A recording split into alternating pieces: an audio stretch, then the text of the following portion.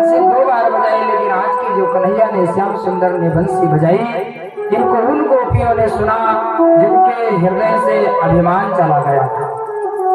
गोपी का सीधा सार है गोभी इंद्रिय कृष्ण रसन गोपी।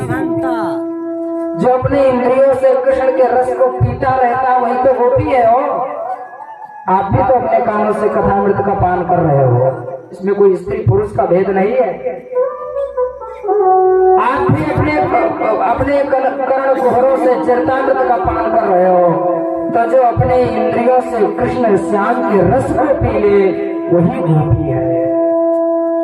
भगवान ने बंसी बजाई, गोपियां जो कुछ कार्य कर रही थी सब चल पड़ी। कौन गोपी क्या कर रही थी वर्णन तो बहुत विस्तृत है, लेकिन कम शब्दों में करूंगा। सदैव भगवान कहते हैं राजन लिम्पयन्तः प्रमृज्यन्त्यो अंजन्त्यः काश्चलोचने। लिम्पयन्ता का 2 अर्थ होता है। हो सकता है कोई गोपी घर लीप रही हो और आधा लीपी आधा छोड़ करके चल दी। हो सकता है कोई गोपी अपने चेहरे को लीप रही हो और कुछ क्रीम पाउडर लगाई, कुछ छोड़ करके चल दी। काश्चलोचने अंजन्त्या काश्चलोचने, कोई गोपी काजल लगा रही थी तो एक नेत्र में लगाई, एक नेत्र में बिना लगाए चल दी।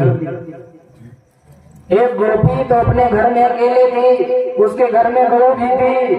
उस दिन उसके घर में मालपुआ बना था, उधर गौ रंभा रही थी चारा के लिए, इधर ससुर जी भोजन करने के लिए आ गए। तो गोपी के कान में जब बंसी की आवाज पड़ी तो महाराज देव की सुधि को भूल गई। मालपुआ बना था और उधर गौ रंभाने लगी, तो ससुर को देना चाहिए मालपुआ और गौ को देना चाहिए भूसा। तो यह गोपी ससुर को भूसा दे दी और गौ को मालपुआ दे दी। समझ लीजिए।